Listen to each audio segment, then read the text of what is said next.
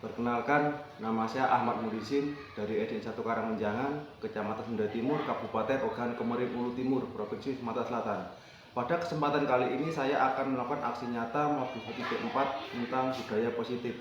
Terima kasih. Wassalamualaikum warahmatullahi wabarakatuh.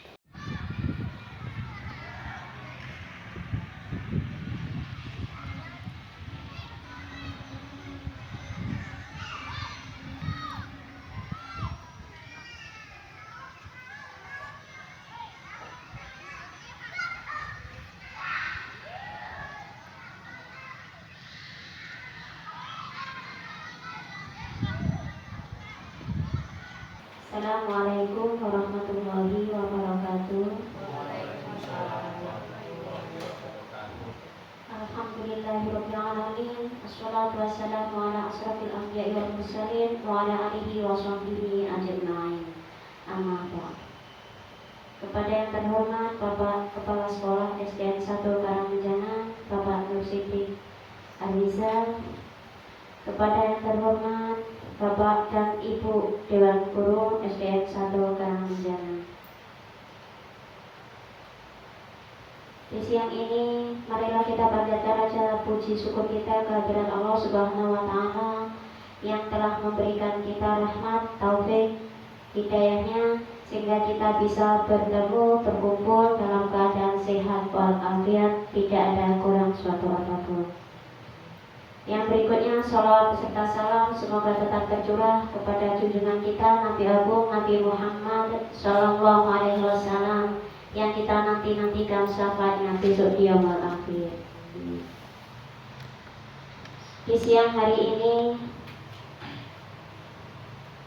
ada acara yaitu pengimbasan guru penggerak angkatan 11 tentang budaya positif yang akan disampaikan oleh guru penggerak kita yaitu Bapak Ahmad Muhlisin SPD.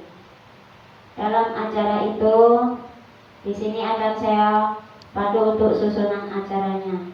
Agar acara ini berjalan dengan lancar, marilah kita buka acara ini dengan membaca basmalah sama-sama. Bismillahirrahmanirrahim. Acara berikutnya yaitu acara sambutan yang akan disampaikan oleh Bapak Kepala Sekolah SDN 1 Karangmenjangan. Kepada beliau Bapak Nur Siddiq Arizal, kami persilakan.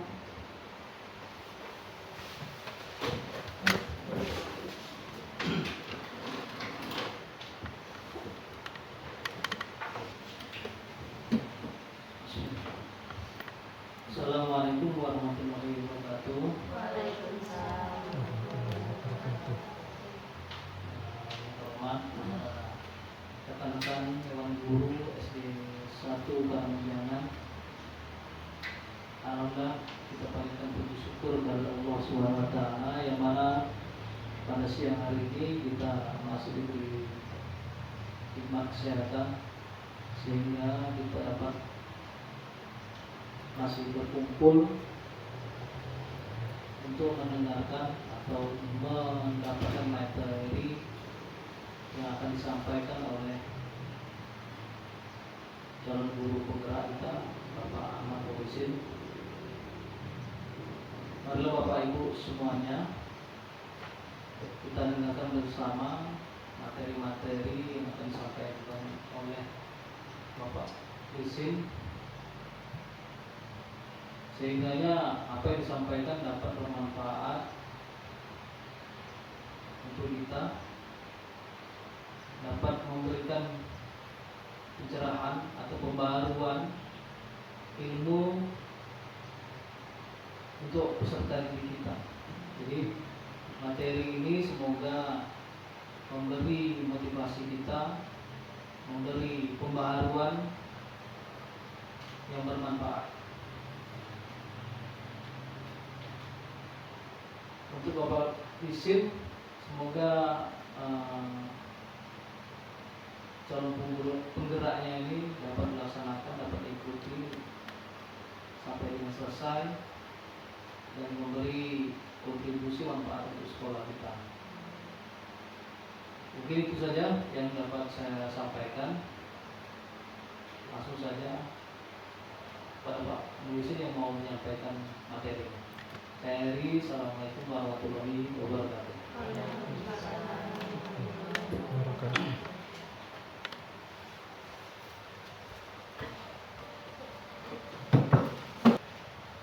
Boleh disampaikan terima kasih kepada beliau Bapak Kepala Sekolah SDN 1 Karangjangan Bapak Nur Siti Harizal. Acara berikutnya yaitu pengimbasan guru penggerak angkatan 11 tentang budaya positif yang akan disampaikan oleh Bapak Ahmad Muhlisin sebagai calon guru penggerak angkatan ke-11. Kepada beliau Bapak Ahmad Muhlisin kami persilakan. Baik, terima kasih waktunya diberikan kepada saya. Sebelumnya saya buka dulu. Assalamualaikum warahmatullahi wabarakatuh.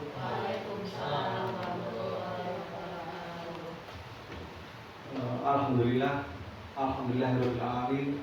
Assalatu wassalamu ala asrofil anbiya'i wal mursalin wa ala alihi wa sahbihi ajma'in, amma ba'du. Yang saya hormati Bapak Kepala Sekolah Sekarang Bapak Nur Siti Harizal, yang saya hormati.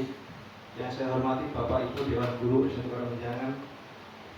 Pertama-tama marilah kita panjatkan rasa syukur kita kepada Allah Subhanahu wa taala yang mana pada siang hari ini kita masih diberi kesehatan jasmani maupun rohani sehingganya bisa berkumpul di kantor Sekarang Menjangan ini untuk melakukan diseminasi atau pengimbasan budaya positif saya sebagai guru penggerak angkatan 11. Yang kedua kalinya, sholawat dan salam semoga tercurahkan kepada baginda Rasul Muhammad SAW, yang mana yang kita nantikan sampai nanti yaumul kiamah. Amin, amin ya rabbal alamin.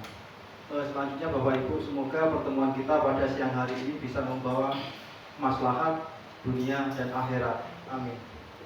Baiklah Bapak Ibu sekalian, di sini saya akan melakukan diseminasi ataupun penerapan atau pengimbasan budaya positif guna untuk memenuhi tugas di LMS sebagai guru penggerak Bapak Ibu. Baiklah Bapak Ibu, sebelum kita mulai, apakah Bapak Ibu semangat? Bisa? Semangat. Semangat Bapak Ibu? Oke. Sebentar Bapak Ibu, ketika saya bilang SD 1 Karangjangan luar biasa. Siap? SD 1 Karangjangan luar biasa. 1 Karangjangan luar biasa. Oke, terima kasih. Baiklah, sebelum kita mulai, saya ingin tahu konsentrasi Bapak Ibu dulu. Apakah yang masih berkonsentrasi? Saya punya SPG sebentar. Mungkin ada yang sudah tahu, ada yang belum. Ini yang saya terapkan kemarin waktu lokakan ya kemarin Bapak Ibu. Tolong konsentrasi ke depan, arahkan ke saya. Ini berapa? 1. Yang ini? 2. Kalau yang ini? Mana? Dicari lagi. Nah, Jari. 1, 2, 3 Bapak. Oke. Yang ini berapa? 1. Yang ini? 2 jari. 2 Bapak. Kan yang ini bukan berapanya. Kalau yang ini? 3. Belum nyambung berarti ya. Oke, kita ulang lagi. Ini 1. Yang ini 2. Kalau yang ini 3. Bisa dipahami? Saya ulang lagi. Ini 1. Yang ini 2. Kalau yang ini 3. Oke. Kalau yang ini 3. Oh, nyambung. Oke, terima kasih. 1 Karangjangan. 2. Baiklah Bapak Ibu, saya lanjutkan ya. Untuk hari ini penerapan budaya positif.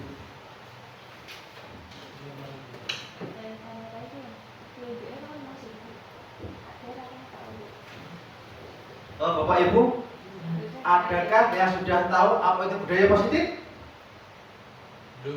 Belum ya? Masa belum ada yang tahu budaya? Kalau budaya saja? Oke, yang lain? Belum. Oke, betul Berno. Budaya itu kebiasaan, nilai-nilai atau keyakinan Bapak Ibu. Jadi kebiasaan yang baik. Kalau budaya positif berarti kebiasaan yang baik. Dalam budaya positif Bapak Ibu, di sini saya akan menjelaskan ada 8 konsep inti budaya positif Bapak Ibu. Yang pertama adalah perubahan paradigma belajar. Yang kedua, disiplin positif. Kemudian yang ketiga adalah nilai-nilai kebajikan. Yang keempat, kebutuhan dasar manusia. Yang kelima, motivasi perilaku manusia. Kemudian yang keenam adalah posisi kontrol seorang guru. Yang ketujuh, keyakinan kelas. Dan yang kedelapan, kelas ketiga, restitusi. Baik, Bapak Ibu, kita mulai dari yang awal tentang paradigma perubahan. Pembelajaran dengan paradigma baru. Pembelajaran dengan paradigma baru merupakan pembelajaran yang dirancang berdasarkan prinsip berdiferensiasi. Bapak Ibu sudah pernah dengar kata berdiferensiasi? Ya, Pak. Pernah ya, sering ya Pak Anak ya. Apa itu? Ada yang tahu Bapak Ibu? Pembelajaran berdiferensiasi adalah murid belajar sesuai dengan kebutuhan, dengan minat dan bakat peserta didik, berdasarkan perkembangan yang sesuai dengan psikolog modern profil pelajar Pancasila. Kalau profil pelajar Pancasila sudah pasti sering didengar Bapak Ibu ya? Sudah. Oke. Yang pertama, nilai-nilai dalam profil pelajar tersebut apa? Bertakwa, beriman dulu Pak ya. Beriman, bertakwa, kepada Tuhan yang Maha Esa dan berakhlak mulia. pintar sekali, 1 titik. Yang kedua adalah berkebinekaan global. Yang ketiga, gotong royong. Yang keempat, mandiri. Yang kelima, kreatif. Yang keenam, bernalar kritis. Semua paham Bapak Ibu ya? Kalau insya Allah. Oke, kalau yang beriman dan bertakwa sudah pasti ya. Kita tahu yang namanya umat beragama sudah pasti mempunyai agama tentunya. Berakhlak mulia sudah pasti. Kemudian yang berkebinekaan global. Berkebinekaan global ini seperti apa Bapak Ibu? Berkebinekaan itu bermacam-macam. Bermacam-macam kebudayaan, bermacam-macam agama, bermacam-macam suku, bangsa dan lain sebagainya. Makanya dikatakan berkebinekaan global. Itulah Indonesia Bapak Ibu. Selanjutnya bergotong royong sudah pasti ya. Kita selalu bekerja sama, bergotong royong dalam hal kebaikan. Kemudian kreatif sudah pasti Bapak Ibu. Kreatif adalah menciptakan suasana yang kondusif contohnya, atau berkreasi yang lain, atau seperti apa intinya kita berkreasi. Kemudian bernalar kritis itu bisa ada yang tahu Bapak Ibu? Bernalar kritis adalah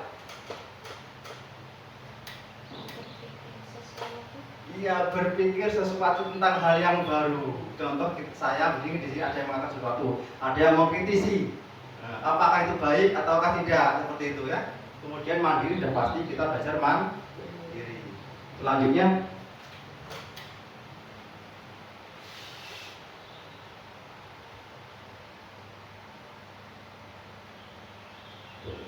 disiplin positif.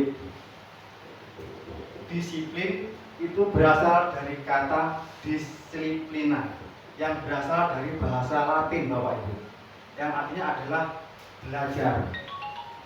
Disiplin mengacu pada disiplin diri yang memiliki tanggung jawab terhadap yang dilakukannya berdasarkan nilai diyakini. Jadi disiplin itu Bapak Ibu dilakukan dengan hal tanggung jawab berdasarkan nilai-nilai diyakini. Kemudian disiplin positif merupakan salah satu cara penerapan disiplin yang bertujuan untuk menumbuhkan kesadaran memberdayakan murid tanpa imbalan, penghargaan, ancaman, atau hukuman. Jadi disiplin positif itu Bapak Ibu bisa menumbuhkan kesadaran dalam diri kita sendiri. Jadi bagaimana kita menerapkan disiplin positif kepada anak didik kita yang sifatnya itu dari dalam Bapak Ibu, bukan mengharapkan penghargaan, bukan takut dengan ancaman atau hukuman Bapak Ibu. Jadi disiplin positif gimana caranya kita menerapkan kepada siswa kita tanpa adanya penghargaan, tanpa takut dengan hukuman. Kemudian sebagai pendidik tujuan kita adalah menciptakan murid yang memiliki disiplin diri yang tinggi, sehingga mereka berperilaku mengacu pada nilai-nilai kebajikan universal dan memiliki motivasi intrinsik dengan perubahan perilaku ke arah yang lebih baik. Jadi motivasinya itu dari intrinsik, dari dalam diri siswa tersebut, bukan dari orang lain, bukan karena takut dihukum, bukan karena mendapatkan imbalan. Itu namanya disiplin positif, Bapak Ibu.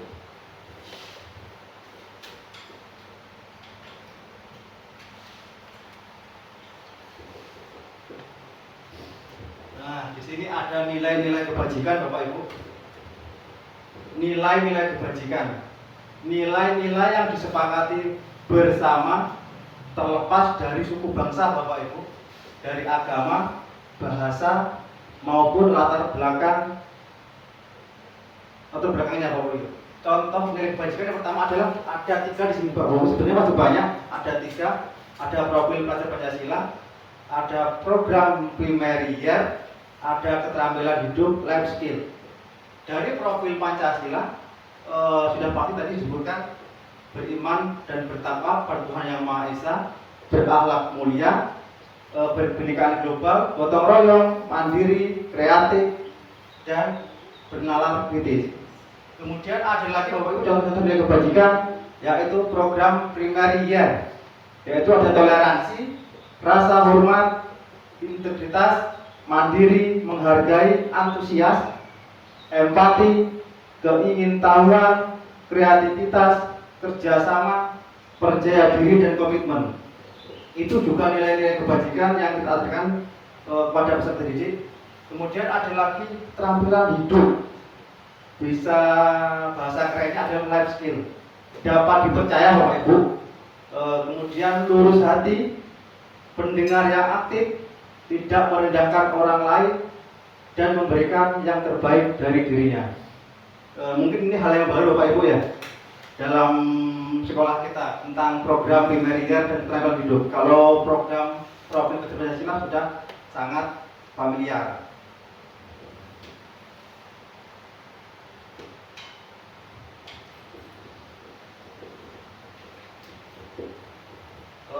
Baik Bapak Ibu, selanjutnya adalah kebutuhan dasar manusia. Jadi manusia itu Bapak Ibu punya kebutuhan dasar. Kebutuhan dasar manusia adalah segala sesuatu yang kita lakukan untuk mendapatkan apa yang kita inginkan. Kebutuhan dasar adalah segala yang kita lakukan untuk mendapatkan apa yang kita butuhkan. Semua tindakan yang kita lakukan mempunyai tujuan Bapak Ibu. Dan semua usaha terbaik yang kita lakukan adalah dalam rangka memenuhi kebutuhan dasar kita dengan baik. Contoh sekarang Bapak Ibu, saya ingin tahu Bapak Ibu contoh persatu, apa kebutuhan Bapak Ibu? Dimulai dari Bu Titi. Coba dulu. Apa kebutuhan Bapak Ibu? Nah, kebutuhan dasar yang diinginkan. Seorang ibu pasti mempunyai keinginan, mempunyai kebutuhan. Kebutuhan untuk apa? Banyak Bapak Ibu. Budaya kan banyak toh? Materi yang cukup. Materi itu masuk. Lagi apa baru? Kesehatan. Kesehatan bagus. Uang. Uang masuk. Pendidikan. Pendidikan bagus, masuk semua. Pak Sidik. Rasa bahagia. Rasa bahagia bagus. Bu Retno. Hidup tentram nyaman. Hidup tentram nyaman. Oke. Bu Siti. Ingin cukup. Bagus semua. Itu semua adalah kebutuhan dasar manusia. Pengen banyak uang. Oke, kita buka. Nah, ini semua Bapak Ibu. Ada 5 kebutuhan dasar manusia Bapak Ibu. Yang pertama benar tadi bertahan hidup. Makan otomatis.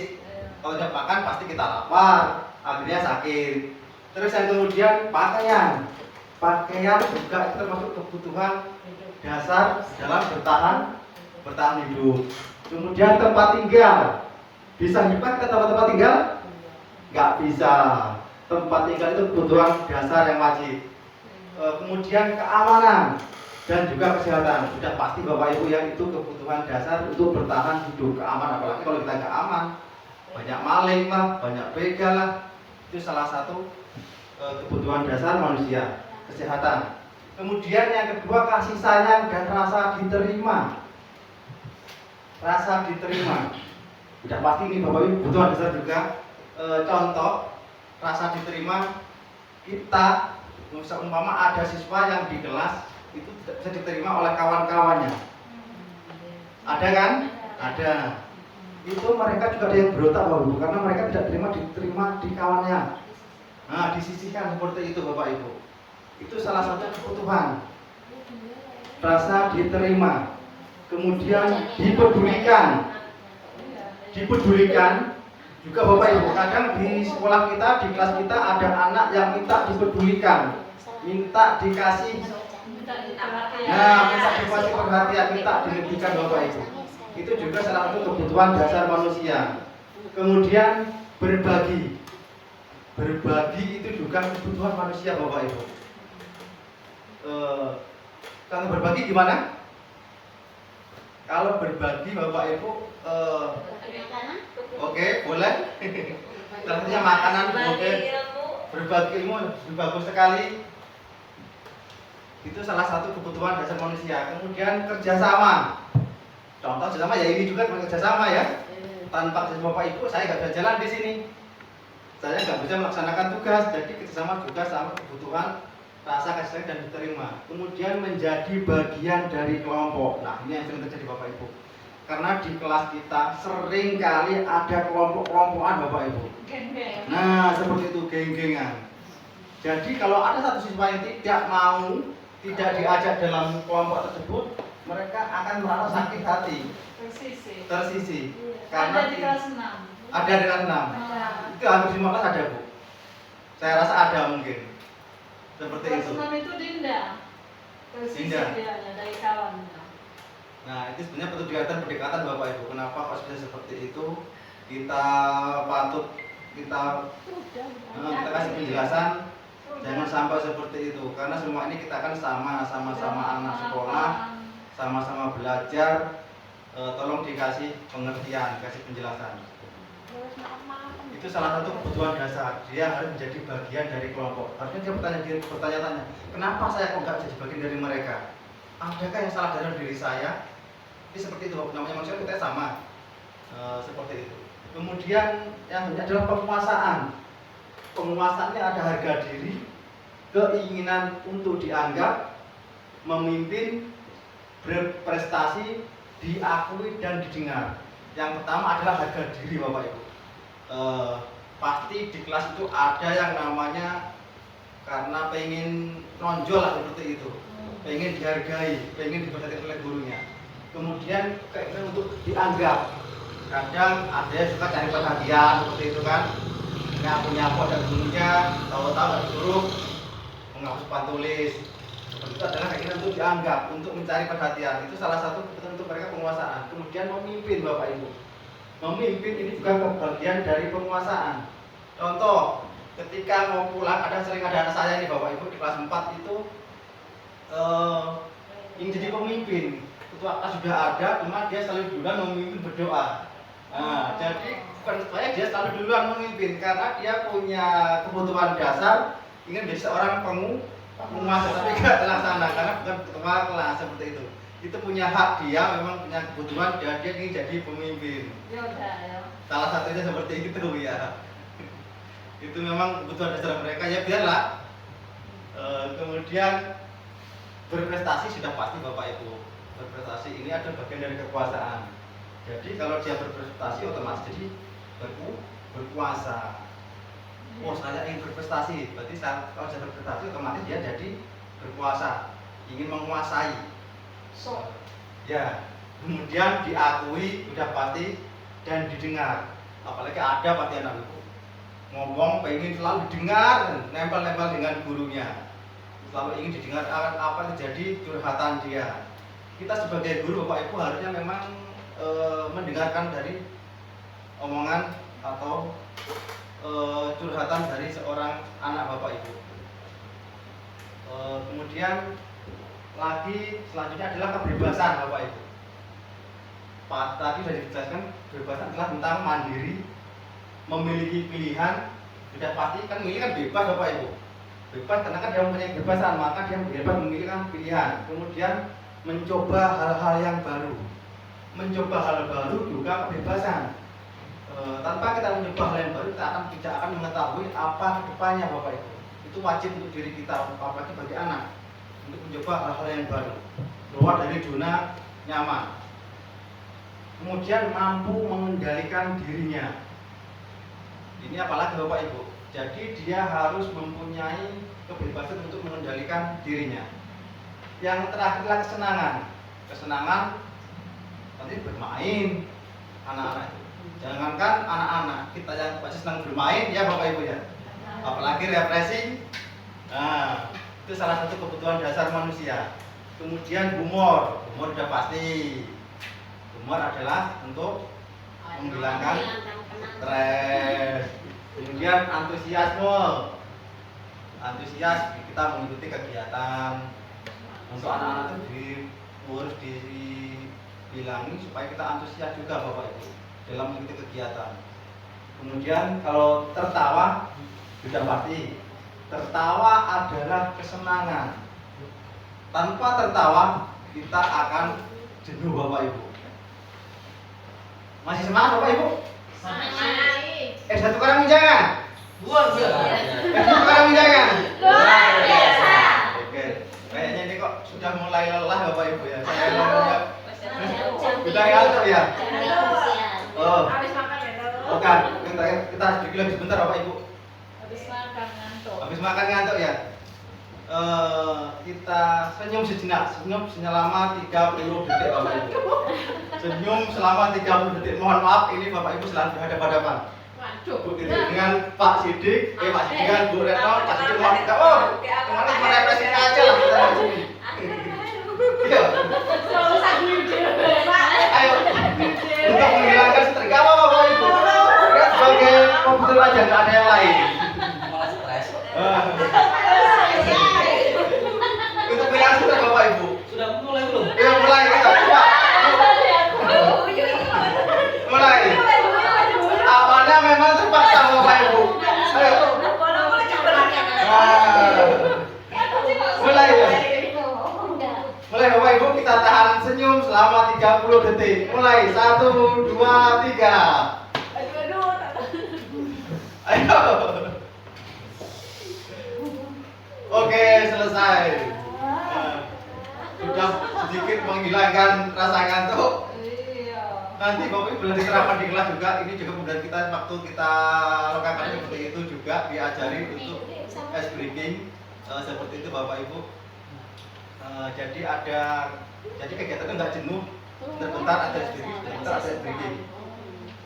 Jadi ketika lakukan kayak memang kami agak seneng lah gitu suasananya. Walaupun kita praktek, kadang ada guyonnya, ada tertawanya, ada bahagianya seperti itu Bapak Ibu. Dalam filosofi Ki Hajar Dewantara, Bapak Ibu sudah pernah dengar Ki Hajar Dewantara ya? Ya. Dalam Ki Hajar Dewantara, Bapak Ibu memang kita ditekankan itu sekarang ini pembelajaran itu harus berpihak pada murid semuanya Bapak Ibu. Kita seolah ini memang menghamba, seolah memang dikatakan itu ada menghamba kepada murid. Memang itu keterangannya. Bukan menghamba kita menyembah, bukan Bapak Ibu. Jadi kita sebagai fasilitator untuk memfasilitasi apa yang dibutuhkan anak. Bapak Ibu seperti itu. Jadi ya, menurut Ki Hajar Dewantara seorang anak itu yang baru lahir itu bukan lembaran kosong Bapak Ibu, bukan kertas yang kosong itu tidak, tapi kertas yang sudah ada gambarnya Bapak Ibu menurut Ki Hajar Dewantara. Kertas yang sudah ada gambarnya. Jadi bukan kosong kita menggambar mau bentuk kemana nggak bisa Bapak Ibu. Menurut Ki Hajar Dewantara kertas itu sudah bergambar ketika anak sudah lahir itu. Di situ jadi kita sebagai guru ini cuma bisa menebalkan apa yang bagus dan menyamakan apa yang jelek Bapak Ibu seperti itu. Jadi makanya diadakan berdiferensiasi. Jadi sebagai guru ini kita memfasilitasi fasilitator untuk menebalkan apa perilaku positif dari anak tersebut. Contoh anak tersebut sukanya memang gambar, silakan gambar. Kita lakukan di situ. Tapi tetap yang lain juga mengikuti Bapak Ibu. Artinya tidak boleh memaksakan. Ketika anak sukanya matematika berhitung, ya oke lah memang Bapak Ibu. Ini kita sebagai fasilitator guru harus tetap memfasilitasi. Kadang ada anak laki yang sukanya cuma nyanyi saja, ya oke lah memang seperti itu Bapak Ibu. Memang dari lahir anak tersebut sudah mempunyai bakat, kebutuhan dan minatnya Bapak Ibu. Saya minatnya ke sini, seperti itu. Jadi memang dari lahir sudah ada bawaan sesuai kodratnya Bapak Ibu seperti itu. Itu Bapak Ibu pembelajaran sedikit dari saya. Ini masih saya lanjutkan lagi.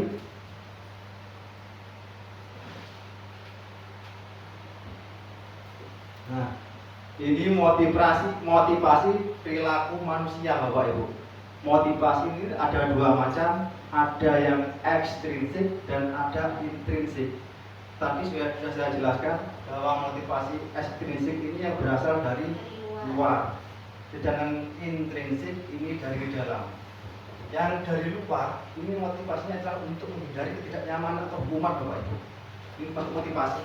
Kadang ada anak itu memang dia termotivasi karena dia takut kena hukuman. Nah, untuk menghindari ketidaknyamanan Bapak Ibu. Contoh, ketika dia datang terlambat, dia itu tanya buru-buru karena bukan dari hati, karena dia takut dihukum kalau takut masuk kelas. Jadi bukan dari dirinya, tapi karena takut dihukum. Kemudian lagi yang kedua adalah untuk mendapatkan imbalan atau penghargaan. Ada juga anak itu yang memang dia aktif nurut dengan apa yang kita sampaikan, cuma dia mengharapkan imbalan Bapak Ibu, mengharapkan penghargaan. Artinya itu dari luar negeri, dari luar motivasi dari luar si anak. Yang sangat kita yang harusnya kita lakukan Bapak Ibu untuk memundurkan motivasi yang intrinsik Bapak Ibu, untuk menjadi orang yang mereka inginkan, menghargai diri sendiri dengan nilai-nilai yang mereka percaya Bapak Ibu. Jadi kalau intrinsik ini mereka melakukan itu dengan dalam dirinya sendiri, tanpa ada paksaan dari orang lain. Memang muncul dari dirinya anak itu sendiri. Itu motivasi intrinsik. Jadi ketika mereka berangkat pagi, ya itu memang niatnya memang dari dia sendiri, bukan dari hukuman ataupun dari mencari penghargaan. Seperti itu Bapak Ibu.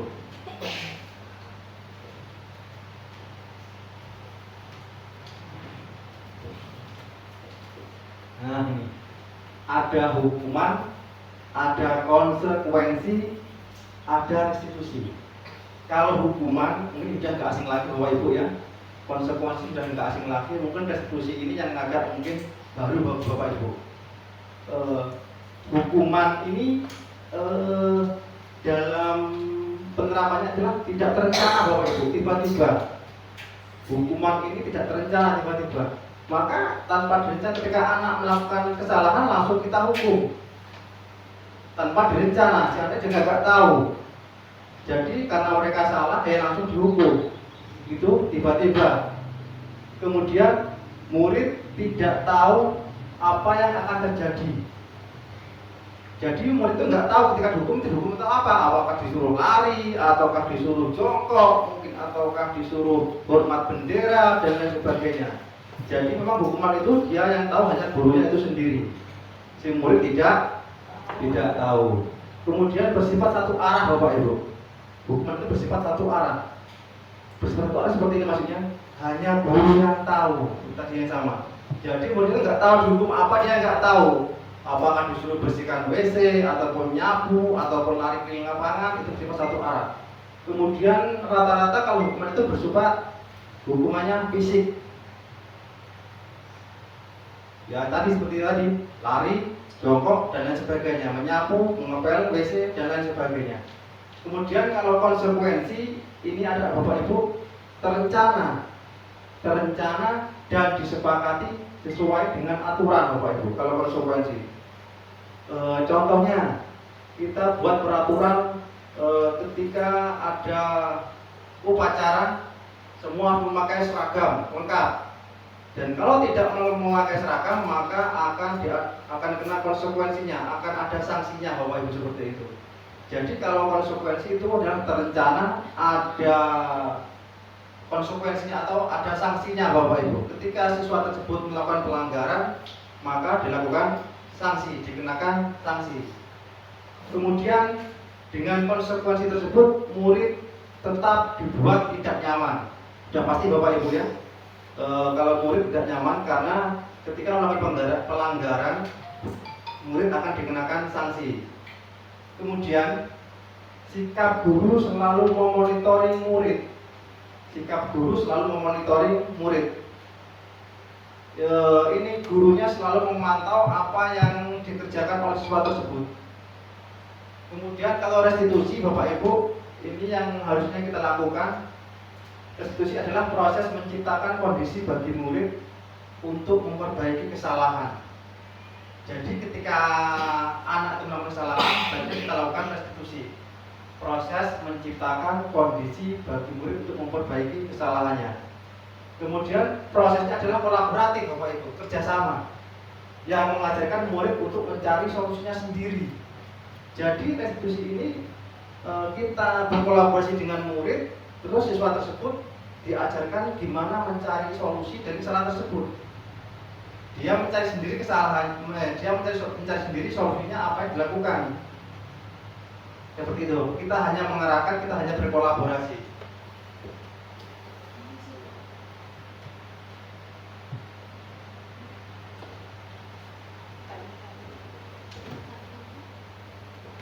Selanjutnya Bapak Ibu, ini ada 5 posisi kontrol seorang guru.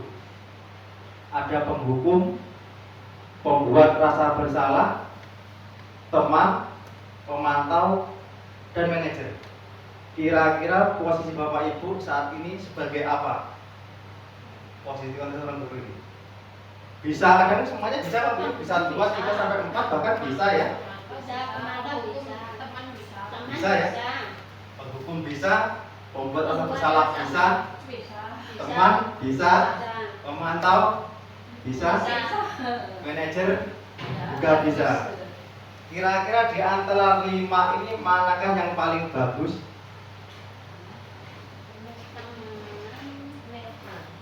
Teman. Teman atau manajer. Manajer ki ngomong nih. Kalau sesuai kurikulum mungkin pemantau. Pemantau. Kalau sesuai kurikulum. Tolong jelaskan Pak. Bisa, pemantau. Assalamualaikum warahmatullahi wabarakatuh. Waalaikumsalam. Kalau untuk kita melihat 5 posisi kontrol guru, kalau melihat dari kurikulum, mungkin yang paling tepat menurut saya pemantau, karena sekarang kita sebagai guru itu lebih hanya mengikuti fasilitator itu. Ya mungkin kalau kita jadi penghukum rasanya kurang pas.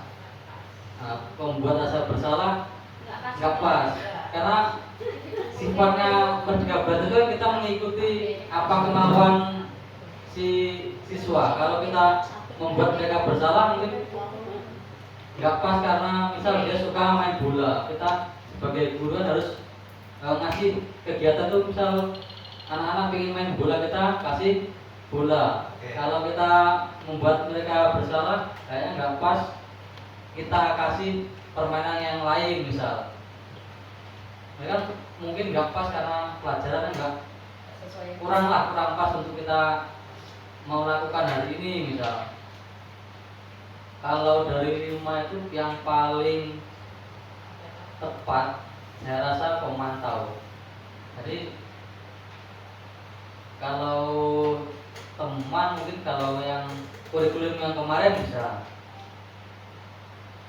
Kalau nggak tahu kalau yang rekan-rekan guru yang lain, monggo yang ada pendapat. Oke, bagus, terima kasih Pak. Yang lain ada pendapat lagi? Bu Retno? Ayo. Salah, gue. Mas kan kelas.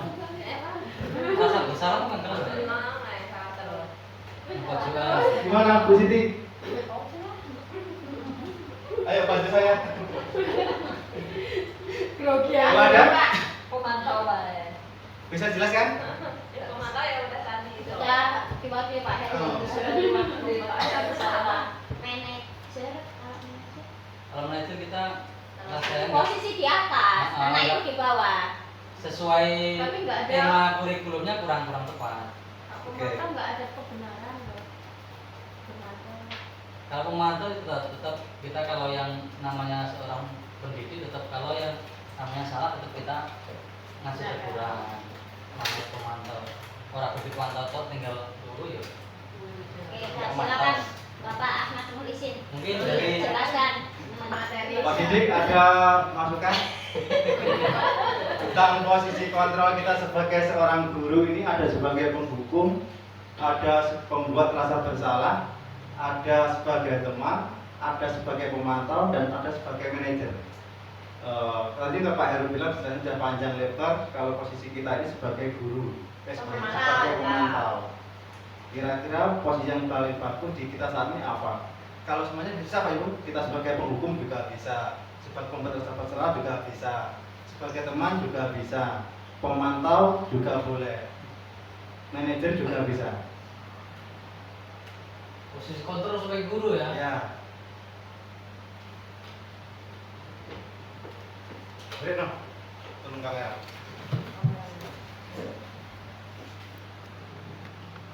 Ini posisi kontrol guru pada siswa, posisi kita yang baik sebagai teman.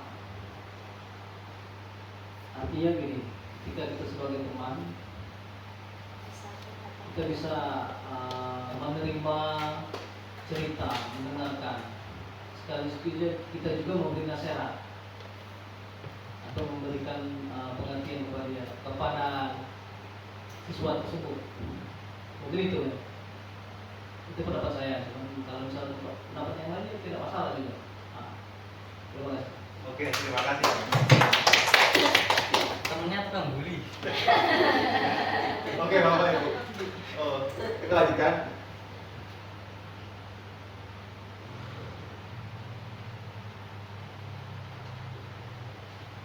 Nah, di sini ada contoh penerapannya Bapak Ibu.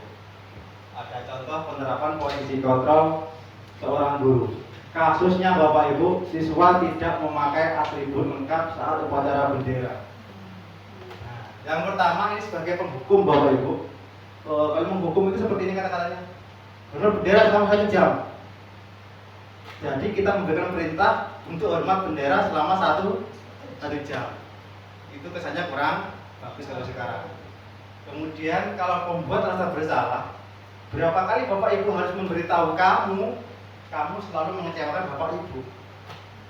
Jadi seolah-olah siswa itu merasa bersalah karena sudah berkali-kali diingatkan jangan melanggar peraturan untuk upacara, bahwa setiap hari Senin siswa tidak memakai atribut lengkap itu akan dikenakan sanksi. Jadi kalau merasa bersalah, berapa kali Bapak Ibu harus memberitahu kamu selalu mengecewakan Bapak Ibu. Jadi murid merasa bersalah. Juga gak apa-apa Bapak Ibu, cuman kan kurang tepat. Lanjut. Mental lah juga. Nah, ini sebagai teman Bapak Ibu. Ada sebagai teman dan ada sebagai pemantau. Maksudnya masih sama. Siswa tidak memakai atribut lengkap saat upacara bendera.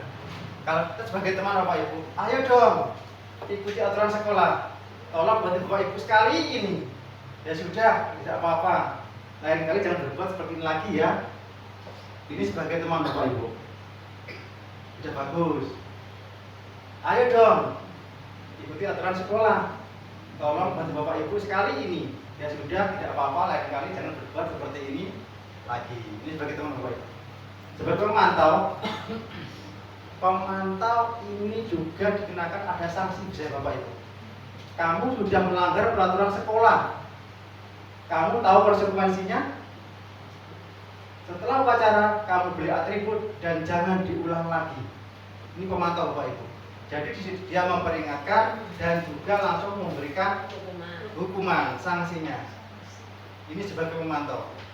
Terus yang selanjutnya yang nomor 5 adalah sebagai manajer Bapak Ibu.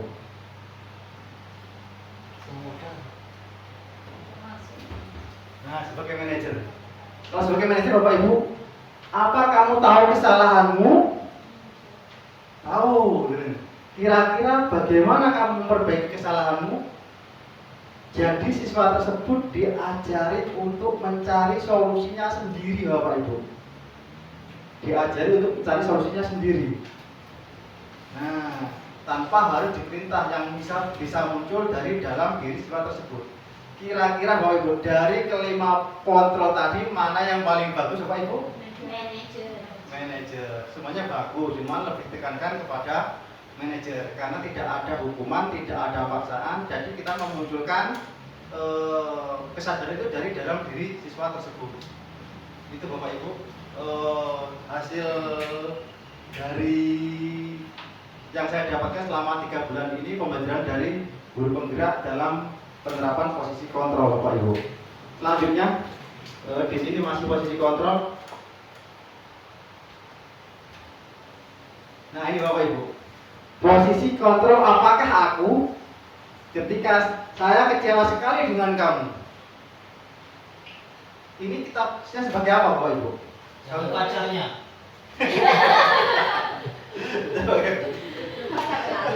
Memberi rasa Rasa bersalah. Rasa bersalah. Saya kecewa sekali dengan kamu. Apa Bapak Ibu? Rasa bersalah? Bisa. Iya, memberi rasa bersalah. Bu Siti? Posisi kontrol apakah ke aku? Nah. Oh iya. Posisi kontrol apakah aku? Ini sebagai Mereka macam bilang, saya kecewa sekali dengan kamu. Nanti apa saja Pak?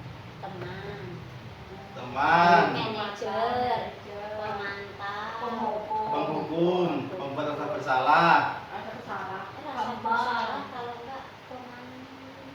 Coba sekarang mulai dari Bu Siti, Bu Titi. Anak giling. Yang pertama tadi apa yang pertama tadi? Yang pertama penghukum Bapak. Penghukum ya. Penghukum. Yang kedua pembuat rasa bersalah. Yang ketiga sebagai teman. Yang keempat pemantau dan 5 sebagai manajer. Pemantau. Oke, Pak Heru.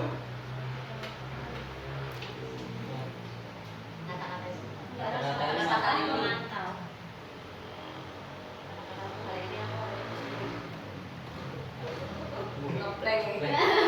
Pak Sidik. Ya itu tadi, ketika saya kecewa sekali dengan kamu, itu biasa teman. Teman. Bu Adawiyah. Teman. Teman. Bu Retno. Itu pemantau. Pemantau. Bu Siti. Memberi rasa bersalah. Membuat rasa bersalah. Membuat rasa bersalah. Yang benar Bapak Ibu ini adalah membuat rasa bersalah. Karena saya kecewa sekali dengan kamu. Sudah berkali-kali dibilangi masih dilakukan kesalahan. Nah ini sekarang kamu tidak pernah benar melakukannya. Merasa bersalah. Apa ini? Merasa bersalah. Kayak gitu.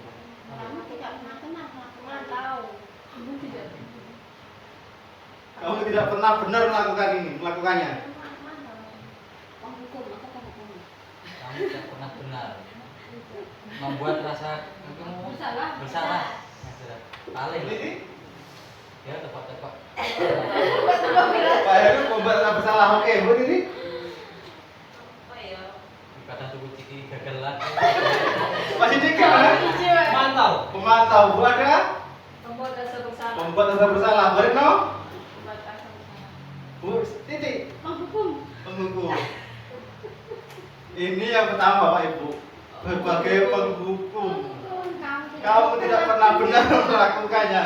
Jadi sudah dia menuju Bapak Ibu hukuman dia. Memang itulah Bapak Ibu antara pembuat rasa bersalah dan penghukum ini hampir mirip.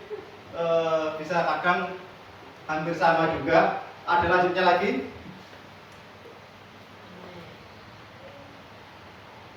Nah ini paling mudah dengan Bapak Ibu. Apa rencanamu untuk menyelesaikan masalah ini? Pasti ini ya. Sudah pasti. Lanjut.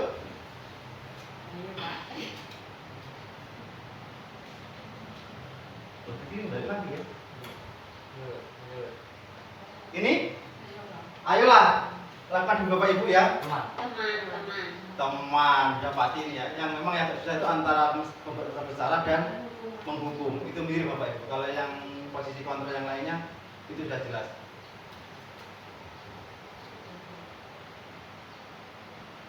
Kalau ini Bapak Ibu, Hukum.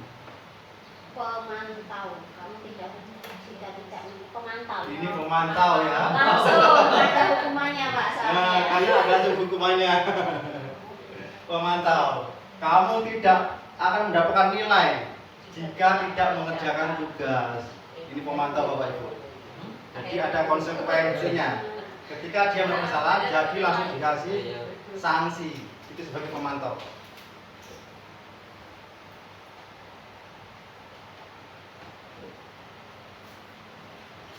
Sudah pernah dengar kata keyakinan kelas Bapak Ibu? Sudah ya? Oke. Dengan dia Tolong jelaskan pengertiannya apa? Saya pengen tahu. Borino.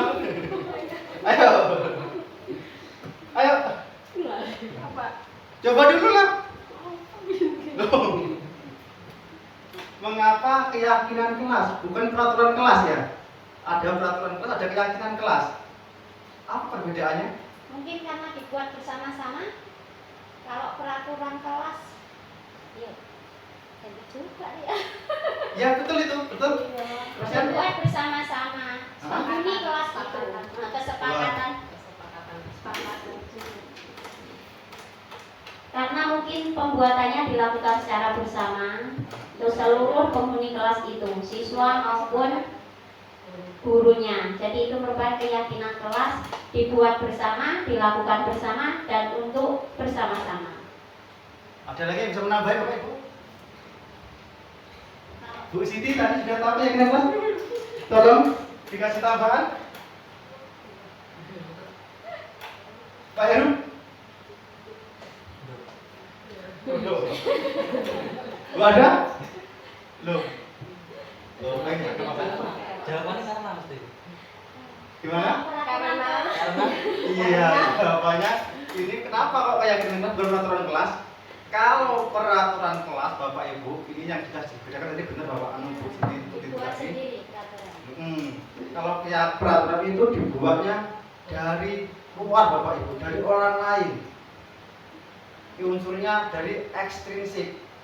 Artinya memang peraturan itu pasti ada konsekuensi seperti itu Bapak Ibu. Ada peraturan, ada konsekuensi. Kalau keyakinan nggak ada Bapak Ibu. Keyakinan itu dibuat dari dalam diri kita supaya kita ini sadar untuk tidak melakukan kesalahan. Jadi seperti itu Bapak Ibu. Kalau peraturan dari luar, kalau keyakinan itu dari diri kita sendiri yang kita membuat.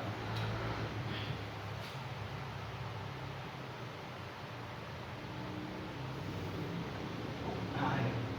Keyakinan adalah seperangkat nilai prinsip yang disepakati bersama oleh guru, siswa untuk memandu perilaku interaksi dari dalam kelas Bapak Ibu. Kalau peraturan itu merupakan alat pengatur perilaku yang terjadi lebih baik. Artinya memang seperti ini Bapak Ibu. Memang peraturan tadi dibuat oleh semua guru, cuma tanpa melibatkan murid biasanya Bapak Ibu. Guru sendiri yang membuat, murid tidak diketahui. Kalau keyakinan kelas kita bareng-bareng buat, kita bareng-bareng diskusi, itu jadi keyakinan kelas. Bisa keyakinan kelas, bisa keyakinan sekolah Bapak Ibu. Kalau keyakinan sekolah tentunya kepala sekolah dan dewan guru kita buat bareng-bareng, kita sepakati bersama, kita buat keyakinan kelas Bapak Ibu. Keyakinan kelas itu bersifat positif Bapak Ibu. Nah di sini, ini ada pembentukan keyakinan kelas Bapak Ibu. Keyakinan kelas itu sifatnya adalah abstrak.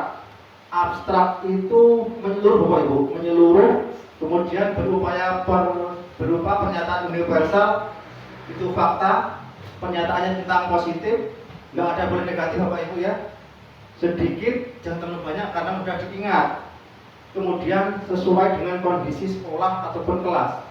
Selanjutnya semua warga sekolah atau kelas dilibatkan saat membuat keyakinan kelas Bapak Ibu. Seperti ini contoh keyakinan kelas Bapak Ibu. Jaga kebersihan. Jadi nggak boleh kata negatif. Negatif seperti ini, dilarang membuang sampah sembarangan. Itu nggak boleh Bapak Ibu. Itu kan maknanya kan negatif. Jadi kita buat positif, jaga kebersihan. Buanglah sampah pada tempatnya, juga kurang bagus Bapak Ibu, karena perintah itu. Buanglah sampah pada tempatnya, itu bukannya tetap negatif. Jadi kurang pas. Jadi jaga kebersihan. Kemudian datang tepat waktu. Kalau negatifnya Bapak Ibu, tidak boleh datang terlambat. Nah, itu kan makna negatifnya. Tidak boleh datang terlambat. Itu ada makna negatifnya tidak. Jadi nggak boleh. Jadi kita gunakan datang tepat waktu. Kemudian gunakan teknologi dengan bijak. Itu contoh. Kalau yang negatif Bapak Ibu, tidak boleh menggunakan handphone di kelas, tidak boleh menggunakan handphone saat pelajaran. Itu maknanya negatif, atau tidak boleh. Makanya diganti gunakan teknologi dengan bijak. Kemudian kembangkan kemandirian. Ini apa negatifnya Bapak Ibu? Tidak boleh mencontek. Jadi kita buat yang kelasnya adalah kembangkan kemandirian. Harus kita kerjakan mandiri, bukan mencontek. Kemudian hormati semua orang.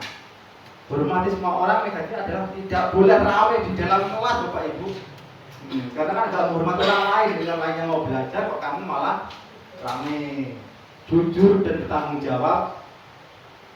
Kemudian sarapan pagi sebelum berangkat sekolah. Ini negatifnya apa Bapak Ibu? Sarapan pagi ini nggak boleh jajan di dalam kelas Bapak Ibu. Karena kebiasaannya pada waktu kemarin saya sudah melakukan sertifikat institusi, ada anak yang masih makan jajan di dalam kelas ketika jam belajar sudah berlangsung. Jadi saya buat sertifikatnya restitusi, kemudian dikatakan kelas harus sarapan pagi sebelum sekolah. Karena saya tanyai alatnya kenapa? Karena belum sarapan. Seperti itu Bapak Ibu. Ya. Tidak boleh ada kata negatif. Ini yang terakhir Bapak Ibu, segitiga restitusi. Segitiga restitusi ini sudah pernah dengar Bapak Ibu? Belum? Belum ya. Segitiga restitusi suatu proses dialog yang dijalankan oleh guru agar dapat menghasilkan murid yang mandiri dan bertanggung jawab Bapak Ibu. Ini adalah salah satu penyelesaian ketika ada seorang anak atau pendidik yang melakukan kesalahan Bapak Ibu. Ada 3 tahapannya. Yang pertama adalah menstabilkan identitas. Kemudian yang kedua memvalidasi tindakan yang salah. Yang ketiga menanyakan keyakinan. Ya, terima kasih Bapak Ibu ya.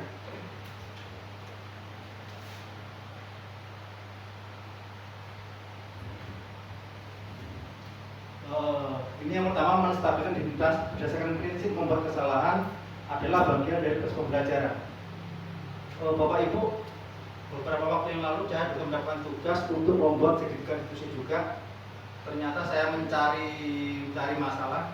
Ada yang dalam kelas tadi seperti tadi Yoda dan Dava dan kelas 4 itu Bapak Ibu. Ketika tadi saya jam pelajaran dia masih makan jajan di dalam kelas. Sehingga saya buat videonya, saya skenario, saya jadikan bahan untuk buat kerjaan, menjadikan tugas di LMS. Dan kemudian saya mencari solusi, mencari skenario-nya gimana cara penerapannya. Yang pertama adalah menstabilkan identitas Bapak Ibu. Jadi tidak boleh ketika ada anak itu melakukan kesalahan kita langsung menuding kesalahannya Bapak Ibu. Jadi kita stabilkan dulu identitasnya biar anak itu aman Bapak Ibu, nggak merasa bersalah-salah teman gitu. Jadi nggak selalu langsung dibuat drop karena dia salah langsung dihukum, tidak Bapak Ibu. Jadi kita stabilkan dulu keadaannya, kita stabilkan dulu identitasnya. Jadi kita tanyai dulu contohnya, berbuat salah itu wajar Bapak Ibu. Kemudian tidak ada manusia yang sempurna. Bapak Ibu tidak mau mencari siapa yang salah, tapi Bapak Ibu ingin mencari solusi dari permasalahan ini. Kemudian kamu berhak merasa begitu. Itu untuk menstabilkan posisi dari anak itu Bapak Ibu. Jadi mereka nggak langsung down, nggak langsung takut ketika salah langsung kita beri hukuman, kita berikan sanksi.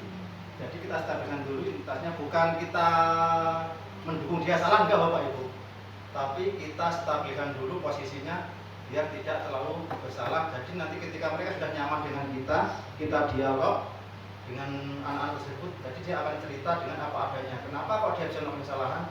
Karena di situ ada kebutuhan tadi Bapak Ibu, kebutuhan dasar yang tidak terpenuhi salah satunya Bapak Ibu. Nah, salah satunya lapar. Karena itu kebutuhan dasar manusia, apa alasannya? Kemudian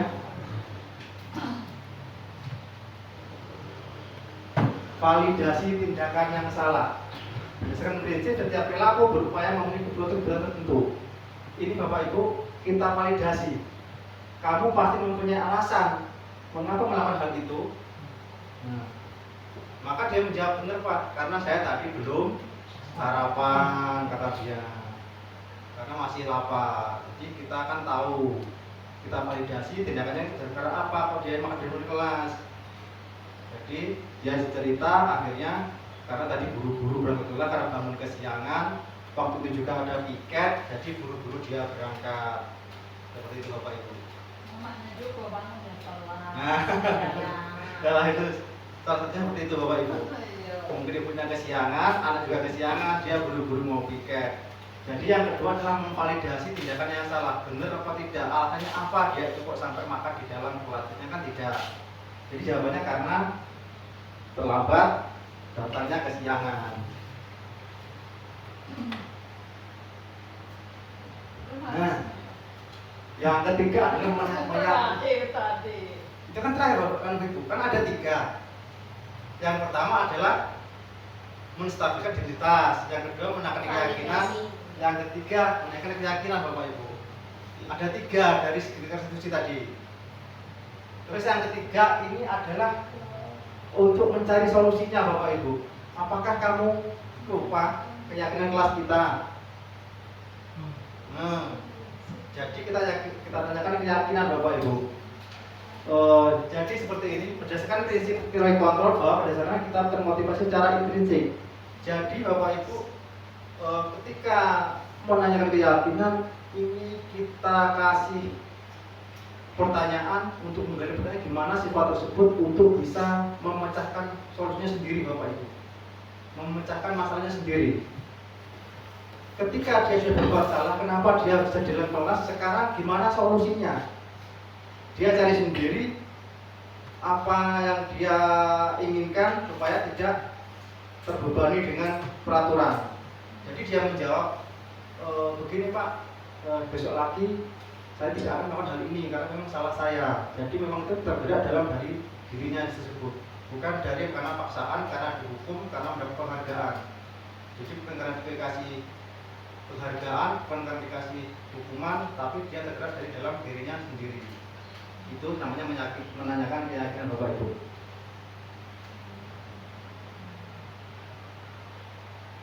Oke, penutup. Dalam penerapan disiplin positif, hendaknya guru memiliki standar kepribadian, profesional, dan sosial yang baik, di mana guru mampu merefleksi dirinya dalam posisi kontrol saat ini. Bagaimana perjalanan diri sebagai among manajer yang menuntun murid-muridnya menjadi insan yang mandiri, merdeka, dan bertanggung jawab Bapak Ibu. Itulah tadi Bapak Ibu penyampaian atau diseminasi budaya positif dari saya. Mungkin ada kurang dan lebihnya, saya mohon maaf.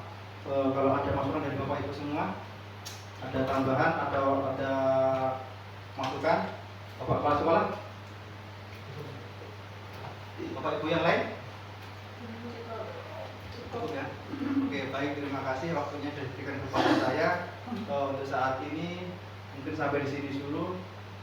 Saya akhiri. Wassalamualaikum warahmatullahi wabarakatuh. Waalaikumsalam.